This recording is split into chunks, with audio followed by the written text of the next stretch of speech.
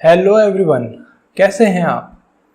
आज के इस वीडियो को देखने के पहले हमारे पहले के वीडियोस, इसके पहले के जितने भी पार्ट्स हैं, आई विल रिक्वेस्ट कि पहले आप वो देख लें, तब जाके आपको ये वीडियो ज़्यादा अच्छे से क्लियर होगा। और अगर आपने अभी तक चैनल को सब्सक्राइब नहीं किया है तो सब्सक्राइब कर लीजिए। दूसरी चीज़, बेल आइकन को भी क्लिक कर लीजिए ताकि कोई भी अपडेटेड वीडियो आप मिस ना करें। आज के इस वीडियो में हम कुछ इंपॉर्टेंट टर्म्स समझ लेते हैं। देखो, सबसे पहले हमें कंप्यूटर में समझना पड़ेगा मेमोरी क्या होती है। देखो, सीपीयू तो आपके प्रोग्राम्स को पढ़ के एग्जीक्यूट करता है। आप जैसा जैसा लिखोगे सीपीयू वैसा वैसा एग्जीक्यूट करता है। लेकिन सीपीयू को एग्जीक्यूशन के लिए इनपुट का जो डेटा मिलेगा वो कहां से मिलेगा?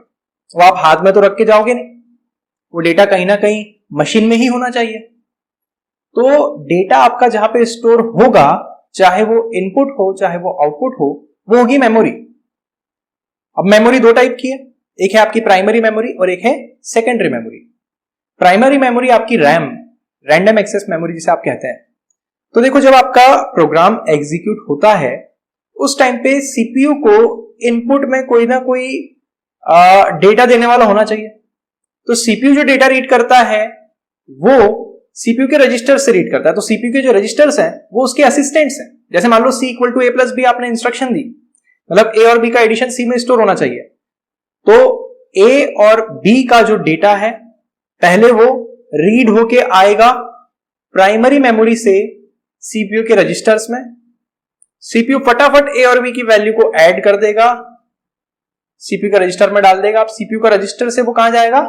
C नाम के मेमोरी लोकेशन पे, और वो प्रेजेंट होता है आपकी रैम में। लेकिन रैम में या प्राइमरी मेमोरी में जो डेटा स्टोर होगा, प्राइमरी मेमोरी में डेटा स्टोर टेम्पररीली होता है। मतलब जब तक आपका प्रोग्राम चल रहा है केवल तब तक ही प्राइमरी मेमोरी में डेटा रहेगा। जैसे ही आपका प्रोग्राम खत्म हुआ वो डेटा डिलीट हो जाता है। तो अगर आपको कोई डेटा परमानेंटली स्टोर करवाना है तो उसके लिए आपके पास होती है सेकेंडरी मेमोरी।